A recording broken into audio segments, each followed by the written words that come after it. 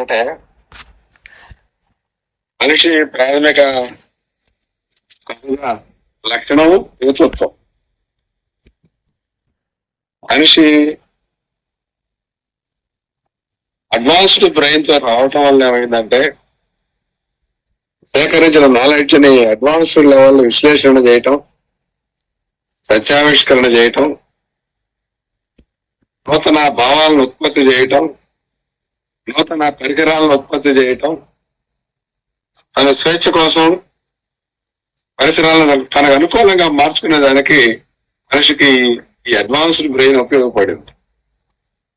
మనిషి ఆలోచించేటువంటి పద్ధతినే మనం యేతృత్వం అంటున్నాం. యేతృత్వం అన్ని జీవుల్లో ఉంటుంది. వాటి స్థాయి వేరు, మానవుడిలో ఉండే స్థాయి వేరు. మానవుడిలో చాలా అడ్వాన్స్డ్ స్థాయిలో ఈ యేతృత్వం పనిచేస్తుంటుంది. పరిసరాలను గమనించి, పరిసరాలను పరిశీలించి, పరిసర జ్ఞానం పొంది, ఆ జ్ఞానాన్ని విశ్లేషించి దాంట్లో నాలెడ్జ్ మొత్తాన్ని పక్కకు లాగి సత్యాన్ని బయటకు తీసి సత్యంతో అవగాహన చేసుకొని తనకు ఎట్లాంటి పరిస్థితులు కావాలి అలాంటి పరిస్థితుల్ని చుట్టూ ఉన్న పరిస్థితులు మార్చుకోవటానికి అవకాశం ఏర్పడింది. అందువల్ల మనం జనరల్ గా ఆలోచిస్తున్నాం అంటాం. ఆలోచించండి అంటాం. ఏమిటి ఆలోచించడం అంటే హేతుబద్ధంగా ఆలోచించడం, కార్యకారణ అవగాహనతోటి ఆలోచించడం. కార్యకారణ అవగాహన రావాలంటే దేన్ని మనం చూసినా పరిశీలించినా కూడా ఇదేమిటి, ఇది ఎలా ఉంది, ఇది ఎందుకు ఇలా ఉంది అనే ప్రశ్నలు వేసుకొని ఈ శోధించే ప్రశ్నలు, ఈ శోధక ప్రశ్నలు వేసుకొని వాస్తవాలను రాబడతాం. ఆ వాస్తవాల ఆధారంగా నిర్ణయాలు తీసుకుంటాం. ఇది యేతృత్వం, హేతుబద్ధ ఆలోచన పద్ధతి. దీని ద్వారానే సైంటిస్టులు ప్రయోగాలు చేసి ప్రయోగ ఫలితాలను విశ్లేషించి ప్రకృతి సత్యాలను తెలుసుకొని ప్రకృతి సత్యాలను వెల్లడిస్తారు. వెల్లడించిన ప్రకృతి సత్యాల ఆధారంగా టెక్నాలజీ తయారు చేస్తారు. ఆ టెక్నాలజీ తోటి మనిషి స్వేచ్ఛను పొందేదానికి అవకాశం ఉంటుంది. నిజంగా సైన్స్ మాత్రమే చేయలేదు. కనీసం ఒక రాతి పరికరం తయారు కావాలి, కనీసం ఒక ఇనుప పరికరం తయారు, అప్పుడు మాత్రమే ప్రకృతిని మార్చడానికి అవకాశం. అంతకుముందు చేతులతో మార్చేవాళ్ళు, చేతులతో చాలా పరిసరాలను మార్చుకోవచ్చు. ఆ చేతులకి బలాన్ని ఇవ్వటం కోసం ఈ రాతి పరికరాలు, ఐరన్ పరికరాలు, ప్లాస్టిక్ పరికరాలు, ప్యాకెట్ పరికరాలు ఇవన్నీ వచ్చినాయి. నాలెడ్జ్ పెరిగే కొంది టెక్నాలజీ పెరిగింది, నాలెడ్జ్ పెరిగే కొంది మనిషికి స్వేచ్ఛ పెరిగింది. అందువల్ల నాలెడ్జ్ బేస్డ్ గా ఆలోచించి నిర్ణయాలు తీసుకొని ఆ నిర్ణయాలు అమలు చేసి మనిషి స్వేచ్ఛను పొందేటువంటి విధానం కూడా హేతు పద్ధతి అంటారు, హేతుత్వం అంటారు దీని మధ్య. అందువల్ల మనిషి దేన్ని చూసినా, ఏది విన్నా, ఏది గమనించినా ప్రశ్నలు మొదలవుతాయి. అంతకుముందు నాలెడ్జ్ ఉంటుంది కాస్త. ఆ నాలెడ్జ్ బేస్డ్ గా నూతన ప్రశ్నలు మొదలై ప్రశ్న జవాబులు చెప్పుకుంటూ వాస్తవాలను గ్రహించి వాస్తవాల ఆధారంగా నిర్ణయాలు తీసుకోవడం అనేది మనిషి సహజ లక్షణం, నూతన లక్షణం కూడా అయింది. అందువల్ల మానవ జీవన పద్ధతి జీవన తత్వం అంటాం. దాని తత్వం అని వాడి ఎదురు ఫిలాసఫీ. దాన్ని మనం అర్థవంతంగా ఉండడానికి జీవన తత్వం అన్నాం, లైఫ్ ఫిలాసఫీ అని. ఫిలాసఫికల్ స్టాండ్స్ అని, లైఫ్ ఫిలాసఫీ రకరకాల చదువుతున్నారు పాటలు. అందువల్ల మన జీవన పద్ధతి ఎలా ఉండాలంటే హేతు పద్ధతికి అనుకూలంగా ఉండాలి. మనం ఎలా జీవిస్తున్నామంటే ఆ హేతుత్వం ఎలా పనిచేస్తా ఉందో, మనం ఎలాంటి నాలెడ్జ్ని సేకరిస్తామో, దాన్ని ఎట్లా విశ్లేషిస్తామో, దాని నుంచి ఎట్లా నిర్ణయాలు తీసుకుంటామో దాన్ని బట్టి మన జీవన పద్ధతి ఉంటుంది. అంటే హేతుత్వాన్ని అప్లై చేస్తే జీవన పద్ధతి, జీవన తత్వం రూపొందుతుంది. హేతుబద్ధ ఆలోచనని అప్లై చేస్తే ఈ తత్వం మనకు అర్థం అవుతుంది. తత్వం అర్థమైన జీవన తత్వం అంటే జీవించే విధానం. ఆ జీవించే విధానం అర్థమైనాక అది క్రమంగా పెరిగే నాలెడ్జ్ ప్రకారం జీవన తత్వం కూడా అడ్వాన్స్ అవుతుంటుంది.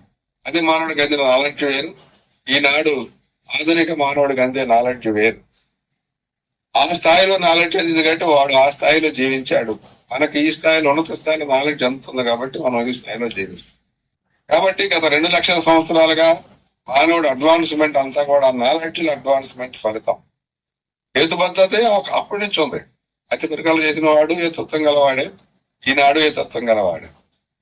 కానీ నాలెడ్జ్ లో పెరుగుదల వల్ల ఏమైందంటే ఈ పరికరాల్లో ఉన్నతి వచ్చేసింది, స్వేచ్ఛ పెరిగింది, నూతన భావాలు వచ్చినాయి, నూతన భావం అనుగుణంగా జీవన విధానం మారింది. ఆ విధంగా ఈ హేతుత్వం అనేది తత్వానికి దాన్ని చూపితే, తత్వంలో ఏది సరైన తత్వం, ఎన్నో తత్వాలు వస్తాయి. ప్రతి మనిషి ఒక తత్వం చెబుతాడు, ఏది సరైన తత్వం అన్నప్పుడు హేతుబద్ధంగా ఆలోచించి డిసైడ్ చేస్తాం. అనేక తత్వాలు ఉంటాయి. మనిషికి తత్వం మారిపోయింది, జీవన తత్వం. నేను చెప్పేది వేరు, ఇంకొక ఆయన చెప్పేది వేరుగా ఉంది. కానీ వినేవాళ్ళు దాన్ని చూసి పరిశీలించి హేతుబద్ధమైన ప్రశ్నలు వేసుకుని ఏది రైట్, అసలు చెప్పేది రైటా వాడు చెప్పేది చూసి ఒక నిర్ణయానికి వస్తాం. కాబట్టి మన హేతుబద్ధ ఆలోచన విధానం ద్వారా జీవన తత్వానికి చేరితే, ఆ జీవన తత్వాన్ని తెలుసుకున్న జీవనం ఇట్లా ఉండాలని అప్లై చేసినప్పుడు మానవవాదం ఎదురవుతుంది, హ్యూమనిజం దారికి చేరుతుంది. కాబట్టి హ్యూమనిజం అనేది ఒక ఫిలాసఫీ, జీవన విధానం. ఈ జీవన విధానం మనం హేతుబద్ధ ఆలోచన ద్వారా వస్తాం. కాబట్టి మనిషి సహజంగా హేతుబద్ధ ఆలోచన గలవాడు, హేతుత్వం గలవాడు, తన జీవన విధానం నిర్ణయించుకుంటాడు. అది జీవన తత్వం. జీవన తత్వం బేస్డ్ గా జీవన విధానం యాక్చువల్ గా అప్లై అవుతుంది. అది హ్యూమనిజం, మానవవాదం. కాబట్టి అర్థం ఏంటంటే, నేను హేతుబద్ధంగా ఆలోచించేవాడిని, వారికి ఎవరో ఏదో చేతి నమ్మేవాడిని కాదు. చూపి చేయటం మాత్రమే నేను వాస్తవంగా గ్రహిస్తాను. ఎవరేమి చెప్పినా తిరస్కరిస్తాను. నేను విన్నది చూసింది అహేతుకంగా ఉండి తిరస్కరిస్తాను. కాబట్టి మనిషి హేతుబద్ధంగా ఆలోచించి జీవన తత్వాన్ని రూపొందించుకొని దాన్ని అప్లై చేసినప్పుడు హ్యూమనిజం రూపొందుతుంది, హ్యూమనిజం దారిలోకి వస్తాడు. కాబట్టి మనిషి తప్పనిసరిగా హేతుబద్ధ ఆలోచన పరుడు కాబట్టి హ్యూమనిజం వైపు దారి వేయాలి. ఏమిటి హ్యూమనిజం అంటే, మనిషి తన అభివృద్ధిని తాను చేసుకుగలడం, తన భవిష్యత్తుని తాను బాధ్యత వహించగలడం, తన భవిష్యత్తు తన మేరకు ఉంటుంది, తన ప్రకారం తన భవిష్యత్తును రూపొందించుకుంటాడు, తన నిలబడతాడు, ఇతరుల సహాయం పని లేకుండా తన బలంతో, తన శక్తితో, తన ఆలోచనతో తన భవిష్యత్తుని తాను నిర్మించుకుంటాడు అని ఒక ఫిలాసఫీ చెప్తుంది. దాన్ని అమలు చేసినప్పుడు మనిషి ఏం చేస్తాడు, ఇంకో చెప్పిన చేస్తాడు, హేతుబద్ధంగా ఆలోచిస్తాడు, తర్కిస్తాడు, అవగాహన చేసుకుంటాడు, ఎంత అతైతే బాగుంటుందో చూసుకుంటాడు, తీసుకుంటాడు, ఆధారంగా జీవనం సాగిస్తాడు. అది మానవవాది చేసే పని. అందువల్ల హ్యూమనిజం అని మానవవాదం అంటే ఇది ఒక వాదం కాదు, జీవన పద్ధతి. ఏది వాదం కాదు, వాదం కాదంటున్నాను. అది ఆలోచించే పద్ధతి, కారణబద్ధంగా ఆలోచించే పద్ధతి. మానవవాదం అంటున్నాం, హేతుబద్ధంగా ఆలోచిస్తే నిర్ణయాలు అమలు చేసుకుంటూ ఎప్పటికప్పుడు సవరణ ముందుకు సాగి ఇవాళ ఇట్లా జీవిస్తున్నాం, రేపు ఇంకా ఉన్నత స్థాయిలో జీవిస్తాం. అది కావడం అవకాశం ఉంది. హేతుబద్ధ ఆలోచన ద్వారా నూతన భావాలు ఉత్పత్తి చేస్తాం, నూతన విధానాలు రూపకల్పన చేస్తాం, అప్లై చేసి నూతనంగా జీవిస్తాం, హ్యూమనిస్ట్ గా జీవిస్తాం. కాబట్టి ఈ రేషనలిజం, హ్యూమనిజం ఈ రెండు ఒకటే. హ్యూమనిజం కి బేస్ రేషనలిజం, రేషనలిజం లక్ష్యం హ్యూమనిజం.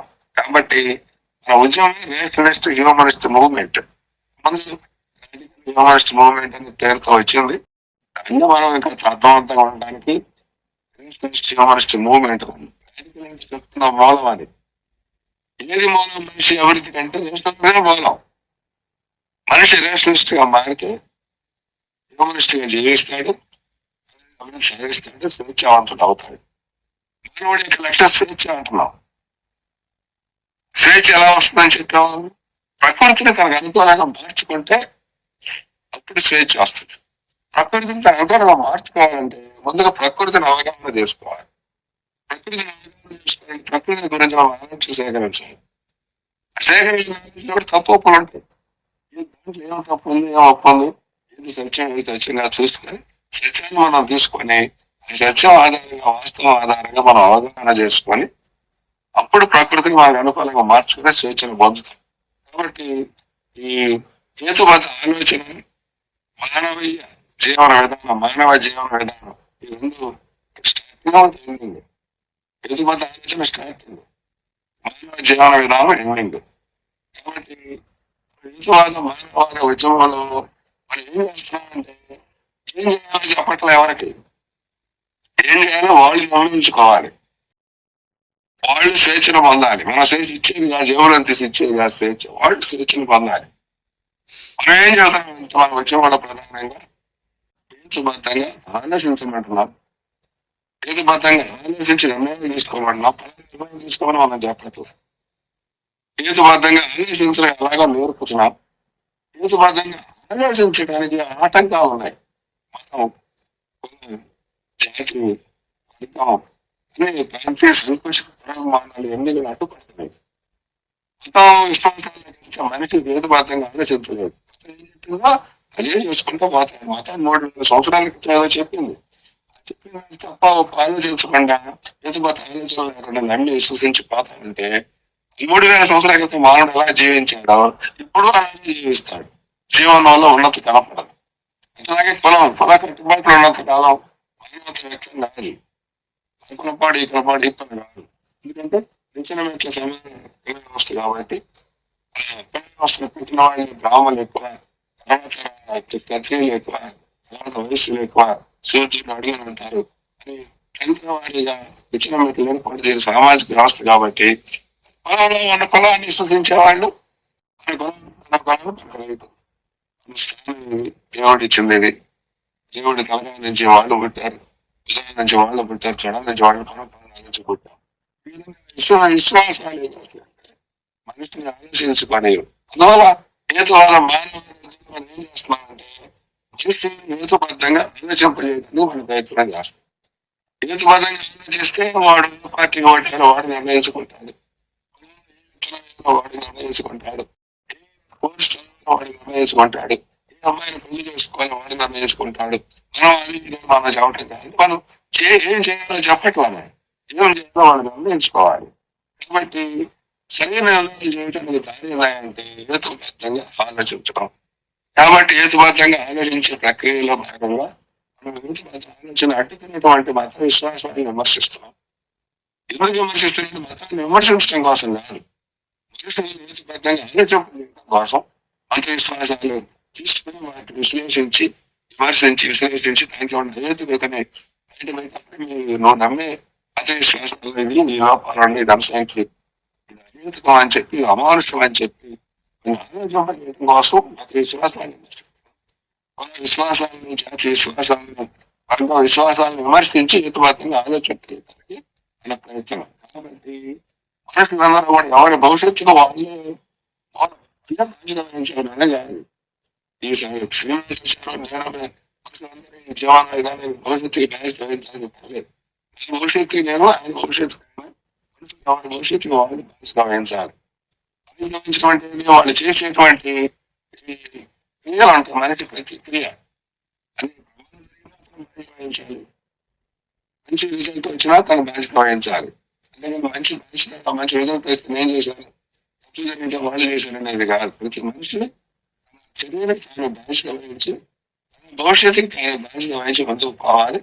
అయితే మనం ఉద్యమ రూపంలో మనం ఏం చేస్తున్నామంటే హేతుబద్ధంగా ఆలోచింపజేయడానికి, విశ్వాసాల పట్టు నుంచి తొలగించడానికి ఆ విశ్వాసాలను విశ్లేషించి చెబుతున్నాం. ఒకసారి హేతుబద్ధంగా వాడు ఆలోచిస్తే ఏం చేయాలో, ఎలా చేయాలో, ఎలా బతకాలో మనం చెప్పాలని అవసరం లేదు. మనం ఎట్లా హేతుబద్ధంగా మనం చేసుకుంటున్నాము మన భవిష్యత్తు కోసం, వాళ్ళు కూడా వాళ్ళ భవిష్యత్తు కోసం వాళ్ళు హేతుబద్ధంగా ఆలోచించి నిర్ణయాలు తీసుకుంటారు. కాబట్టి మన ఉద్యమం ఏం చేయాలో చెప్పట్లేదు, ఎలా ఆలోచించాలో మాత్రమే చెబుతున్నాం. కాబట్టి మనం బయటగించాలి, వాడు ఎట్లా చేసుకోవాలి, ఏ కోర్స్ చదవాలి, ఎట్లా ఇల్లు కట్టాలి మనం యువత ఉంటే వాడు ఆలోచించకుండా దానికి తప్పు జరిగితే మనం బాధ్యత వహించాలి. అది బాధ్యత వహించాల్సిన అవసరం కాదు. ఎవరికి వాళ్ళు బాధ్యత వహించాలి, తప్పకుండా కష్టాలు వాళ్ళు వహించాలి. కాబట్టి హేతువాదం మానవవాదం ఏం చేస్తాయంటే మనుషుల్ని హేతుబద్ధంగా ఆలోచింపజేసి మనుషుల్లాగా జీవించబడేది. మనుషులు తెలివైన వాడిగా హేతుబద్ధ ఆలోచన పరులుగా జీవించండి ఇంతవరకు మనం చెప్పేది. కాబట్టి నడిపిన వ్యవసాయ రాసిన పుస్తకాలు రాసిన మనుషుల్ని హేతుబద్ధంగా ఆలోచింపజేయడం వరకు మాత్రమే. వాడు హేతుబద్ధంగా ఆలోచిస్తే వాడు తన భవిష్యత్తును పరిష్కరించి తన భవిష్యత్తును తను తీర్చిదిద్దుకునేదానికి హేతుబద్ధంగా ఆలోచిస్తూ నిర్ణయాలు తీసుకుంటూ ఉత్పత్తి చేసుకుంటూ అభివృద్ధిని పెంచుకుంటూ ముందుకు సాగుతాడు. అలా నిత్యం అడ్వాన్స్మెంట్ జరుగుతాడు జీవన విధానం.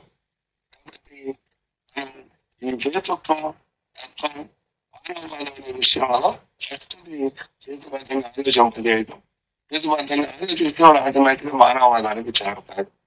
అయితే మనకి డౌట్స్ ఉంటే ప్రతి వారికి డౌట్స్ మానవవాదం అంటే ఏది అడుగుతారు, చెబుతారు, హేతుబద్ధత అంటే చెబుతాయని మామూలు. కానీ ఎవరి భవిష్యత్తును వాళ్ళు పరిష్కరించగల శక్తియుక్తులు వాళ్ళకి అందించడం, హేతుబద్ధంగా ఆలోచింపజేయడం ప్రధానమైంది. హేతుబద్ధంగా జీవింపజేయడం రెండవది వాడు చేసుకుంటాడు. అవసరం లేదు. సమంతా మన శక్తి ఇట్లంతా కూడా ఇట్లా మనుషులు హేతుబద్ధంగా ఆలోచింపజేయడం కేంద్రీకరిస్తే ఆటోమేటిక్ గా మానవాదులు అయ్యామా వాళ్ళు కూడా చదువుకుంటారు. అమ్మాయిలు పుస్తకాలు చదువుకుంటారు, ఉదయం పుస్తకాలు చదువుకుంటారు, పుస్తకాలు చదువుకుంటారు. ప్రపంచ జ్ఞానాన్ని ఇచ్చి ప్రపంచ చదువుకొని అడ్వాన్స్ నిర్ణయాలు విశ్లేషించి ఆలోచనతోటి నిర్ణయాలు తీసుకొని ముందుకు సాగుతారు. కాబట్టి మన పుస్తకాలు వాళ్ళు పుస్తకాలు చదువుతారు, వాళ్ళు ఆలోచిస్తారు. కాబట్టి అడ్వాన్స్మెంట్ కి ఎవరు బాధ్యత వాళ్ళతో ముందుకు పోయే అవకాశం ఉంటుంది. కాబట్టి ఈ హేతుబద్ధత అనేది మానవ జీవన విధానానికి బేస్ గా ఉండి ఈ బేస్ ఆధారంగా ముందుకు సాగాలనేది హేతువాదాలు మానవవాదం యొక్క విధానం. హేతువాదం ఆలోచించే పద్ధతి, మానవవాదం జీవన పద్ధతి, మధ్యలో జీవన తత్వం ఒకటి వస్తుంది. హేతుబద్ధ ఆలోచన వల్ల జీవన తత్వాన్ని అప్లై చేస్తే మానవవాదం వచ్చు. Thank you sir, thank you very much. హేతువాద మానవవాదాలకు సంబంధించినటువంటిది స్పష్టమైనటువంటి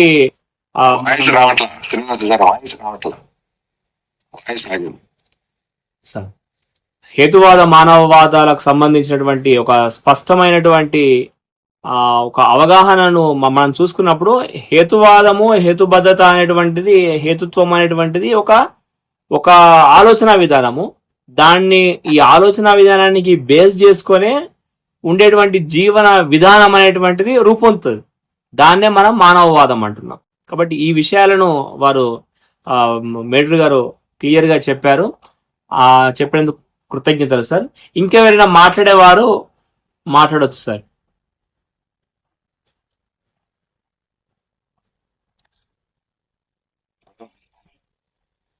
రవీంద్రబాబు గారు, కరణం రవీంద్రబాబు గారు.